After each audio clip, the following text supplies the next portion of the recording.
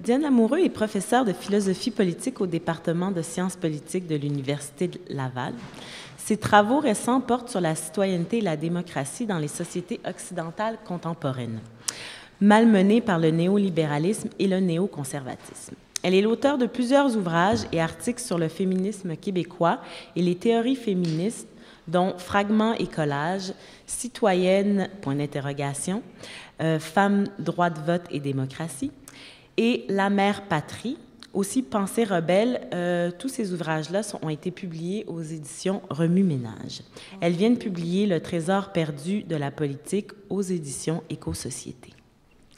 Alors, merci de l'invitation de la Ligue des droits. Et est-ce que vous m'entendez? OK, parce qu'on ne voit rien, puis oui. On a une petite réverbération. Je pense que la qualité des échanges dans les ateliers, d'après les rapports qu'on a eus de ce qui s'est fait ce matin, et les publications de la Ligue pour ces 50 ans, ça nous rappelle l'importance de l'existence d'une organisation comme la Ligue des droits et libertés dans la société québécoise actuelle. Et je dirais que si on veut affirmer proposer des solutions, notre première obligation, c'est de rompre avec l'idée qu'il n'y a pas d'alternative, que les choses ont toujours été de même et que ça ne pourra pas changer. Évidemment, c'est un grand mantra néolibéral et on a beau être principalement contre le néolibéralisme, on se fait toujours piéger. Comme le dit mon ami Lorraine Gay, nos esprits sont effectivement des territoires occupés on échappe, même en étant critique, on n'échappe jamais à l'idéologie dominante. Donc, j'ai la tâche de vous parler de la démocratie dans un contexte où on peut dire qu'elle est en piteux état. Et cette démocratie, c'est ni un État, ni des institutions, ni un ensemble de procédures. Je dirais plutôt que ça constitue un idéal normatif toujours à revoir et à perfectionner, donc un processus nécessairement inachevé. Une démocratie qui prétend exister et être bien installée, déjà, il faut se méfier. C'est comme l'égalité déjà en ce qui concerne les femmes. Il faut se dire, qu'est-ce que ça cache, cette affaire-là?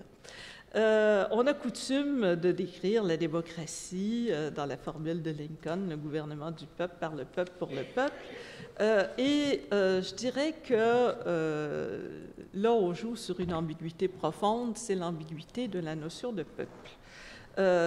Il me semble, moi j'ai tendance plutôt à parler de la démocratie comme d'un régime politique où on admet la compétence politique, c'est-à-dire la capacité de se prononcer sur ce qui concerne la vie collective d'une société, donc une capacité politique universelle. Okay. Le fait que tout chacun ait les capacités, ou soit présumé avoir les capacités, et donc ne transgresse pas, mais remplit et actualise ses capacités de se prononcer sur la chose publique. Donc, ça met la barre assez haute et ça montre pourquoi je suis assez pessimiste sur l'état actuel de notre démocratie. Donc, la démocratie, ça présume une capacité politique universelle, donc l'égalité, en même temps qu'une certaine délimitation sur ce qui constitue la vie collective d'une société, que l'on pourrait opposer à la vie privée des citoyennes et des citoyens, mais dont on peut se demander, surtout à l'ère de la mondialisation, si elle se réalise uniquement à l'échelle de l'État national ou si elle doit se prendre des géométries variables, étant donné que les sociétés politiques sont imbriquées à plusieurs égards et qu'une seule échelle de l'activité politique est assez limitée. Alors, pour réaliser cette capacité politique universelle, ça suppose de l'inclusion et de la publicité, pas évidemment au sens des messages publicitaires, ça on en a déjà beaucoup, mais au sens de l'ouverture et de la publicisation des débats. Alors, force est de constater que nos expériences pratiques de la démocratie sont très éloignées de cette idée de compétence politique universelle des citoyennes et des citoyens. On a beaucoup l'habitude, dans le monde occidental, de confondre démocratie et état de droit et de nous satisfaire d'une version très édulcorée de la démocratie. Il y a état de droit lorsque la sphère de compétence de l'État est délimitée et que les individus jouissent de protection contre les intrusions arbitraires des pouvoirs publics. Il y a état de droit lorsque les pouvoirs sont distingués, que le licite et l'illicite sont prévus par la loi et que cette loi est la même pour tous. Un état de droit peut donc fort bien s'accommoder de l'exclusion, comme ont pu en faire l'expérience les femmes, les esclaves ou les populations soumises au joug colonial, et comme nous le rappelait le rapporteur de l'atelier sur les peuples autochtones, il ne faut pas oublier qu'au Canada, le statut politique des Autochtones, tout État de droit et démocratique qu'il soit, relève encore du statut de la logique coloniale. Et cet état de droit peut également cultiver le secret par opposition à la publicité comme procédé de gouvernement au nom d'une certaine raison d'État. Un exemple très banal, ce sont les certificats de sécurité. Par ailleurs, l'expérience des démocraties occidentales, c'est une expérience assez faible de la démocratie. Il y a une assez bonne distinction entre la sphère privée et la sphère publique de l'existence humaine, mais cette distinction a largement servi à masquer des dominations, des patrons sur les salariés, des hommes sur les femmes, des parents sur les enfants.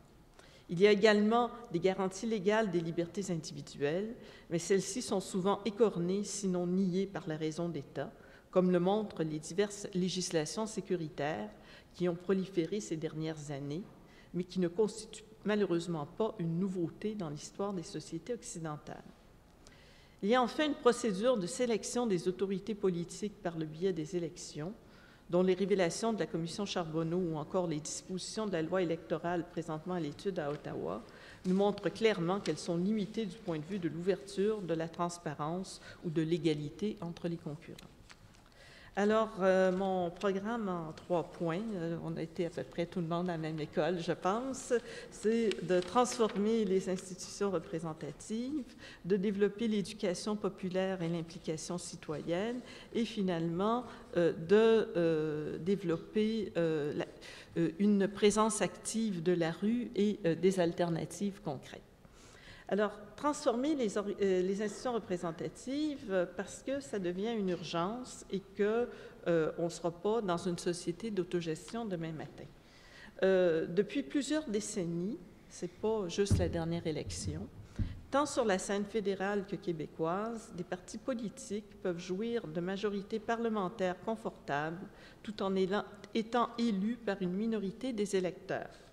Si on regarde les dernières élections québécoises, il faut se rappeler que le Parti libéral a obtenu 71 sièges sur 125, avec un peu plus de 41 % des suffrages exprimés, dans une situation où le taux de participation dépasse à peine les 70 % de la population.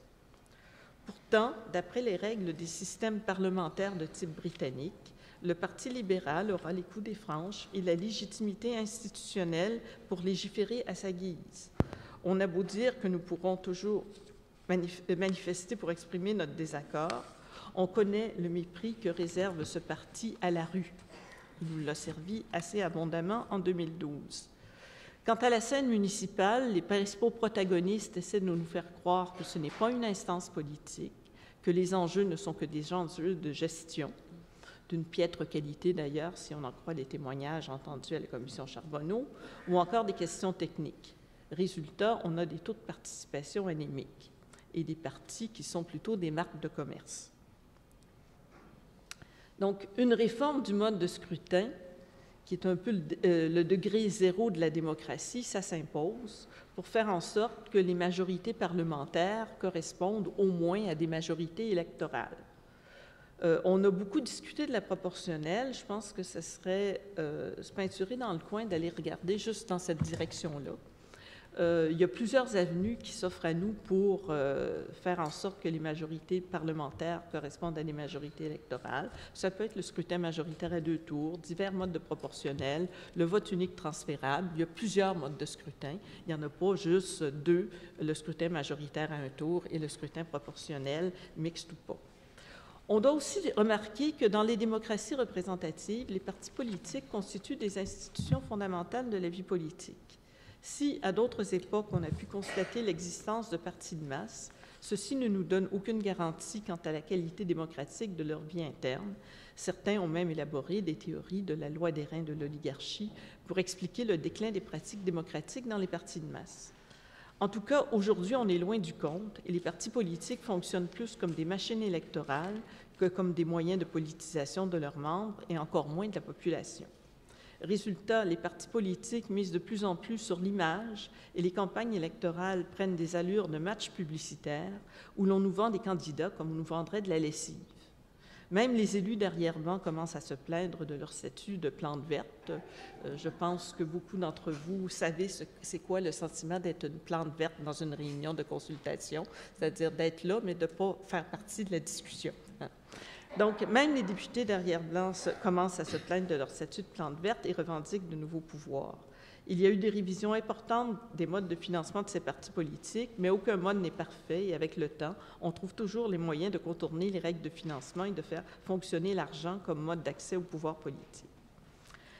Un autre acteur, donc, il faudrait des réformes fondamentales en ce qui concerne les partis politiques et qui jouent un certain rôle en termes de formulation d'enjeux politiques. Quand est-ce qu'on a peut-être des saisons d'idées, mais ça fait peut-être des saisons, moins d'idées, animer la vie démocratique par le biais des partis politiques, je pense que ça fait assez longtemps qu'on n'a pas vu ça ici. Un autre acteur important de la scène politique institutionnelle, ce sont les médias. Vous avez sûrement entendu parler des théories de Chomsky et Herman sur les 5 filtres des médias, c'est-à-dire leur orientation vers le profit, l'importance qui prend la publicité, le besoin de conserver de bonnes relations avec leurs sources gouvernementales ou autres, les mécanismes de disciplinarisation, normalisation et leur anticommunisme. On peut aussi penser au phénomène de concentration et de convergence des médias. Pas besoin de connaître les 5 filtres d'ailleurs pour constater la piètre qualité de l'information politique dans les médias de masse. Déclin du tirage de la presse écrite et de la part consacrée à l'information politique, diminution du temps d'antenne consacré à cette information politique, tant à la radio qu'à la télévision, absence d'enquête journalistique, faute de moyens de temps, instantanéité, faiblesse de la formation des journalistes, confusion entre l'information et le spectacle. D'ailleurs, on peut dire qu'on vit dans une situation où, à la télévision, à tout le moins, les émissions d'infospectacle sont plus des émissions d'information que le bulletin de nouvelles, ce qui est, même à la télévision d'État, ce qui est quand même assez scandaleux. Ce qu'on peut dire, c'est que les médias nous informent très peu. Quant au net, on y trouve beaucoup d'informations, mais pas nécessairement les outils pour les trier, les hiérarchiser, en faire du sens ou les évaluer critiquement. Les médias alternatifs ont fort peu d'audience, il faut les connaître pour aller les consulter.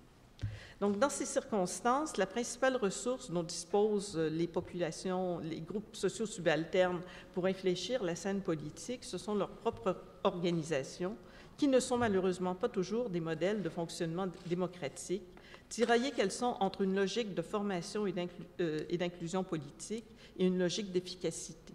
C'est encore plus vrai dans notre ère néolibérale, où les organismes communautaires sont pris dans une dynamique que j'appellerais de PPP cheap, et donc d'évaluation systématique et d'efficience. On dirait d'ailleurs que la quantité d'argent dispensé est inversement proportionnelle à la quantité de contrôle effectué. Car les syndicats, les groupes de femmes, les organisations communautaires ont historiquement été des écoles de citoyenneté. C'est dans ces organismes que des personnes auxquelles on déniait toute compétence pour les affaires civiques ont fait l'apprentissage de l'organisation, du travail en commun, de l'argumentation, de l'évaluation des arguments d'autrui, de la formulation de projets et d'alternatives, l'apprentissage faire un certain apprentissage dans la prise en charge de nos milieux de vie. Certaines de ces organisations se sont considérablement bureaucratisées, répliquant les pires traits des forces qu'elles combattent. D'autres se sont engluées dans une routine qui avalise la distinction entre permanents et usagers au profit des premiers. Il nous importe donc de revaloriser nos propres institutions. Et à ce niveau-là, il me semble qu'on a des leçons à prendre de ce qui s'est pratiqué durant la grève étudiante de 2012 en ce qui concerne la démocratie directe. On a beaucoup dénigré la démocratie directe des AG étudiantes. Il me semble qu'il faut au contraire y voir une école de citoyenneté, comme ont pu également l'être les manifestations et autres types d'activités militantes du printemps érable. Une AG interminable n'est peut-être pas très efficace du point de vue de la décision à prendre, mais elle peut s'avérer importante pour apprendre à argumenter, à écouter les points de vue opposés, à inclure de nouveaux militants. La valorisation de la responsabilité personnelle pour les actions à entreprendre est aussi une bonne école citoyenne. Nous devons également exiger plus de notre système scolaire. L'apprentissage de la réflexion, de l'argumentation, le développement de l'implication, la connaissance des institutions, des droits et surtout des luttes qui ont été nécessaires pour leur obtention, tout cela est usuellement absent de notre système d'enseignement. Celui-ci fabrique de l'analphabétisme. On a quand même 50% d'analphabétisme fonctionnel au Québec, avec des gens qui ont des diplômes d'école, pas juste des décrocheurs scolaires. Cette fabrication de l'analphabétisme par notre système scolaire fait des citoyens des êtres aisément manipulables. Alors, qu'est-ce que ça nous laisse comme alternative? Il me semble que ça nous laisse beaucoup la rue et le développement de projets alternatifs. Si on tient compte du gouvernement nouvellement élu, nous serons fort probablement appelés à reprendre régulièrement la rue au cours des prochaines années. Cela contribuera peut-être à notre forme physique et à notre hygiène politique, même si notre morale risque de s'en trouver atteinte.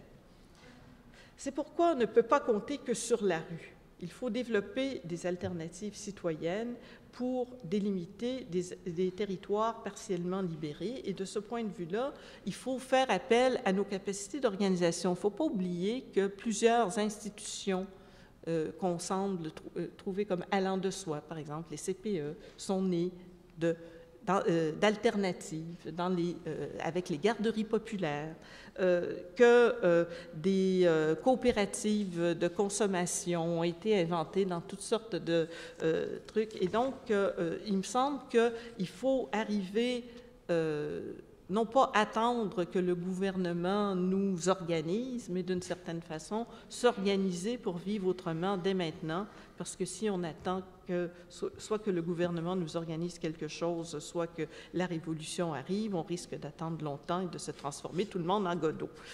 Merci.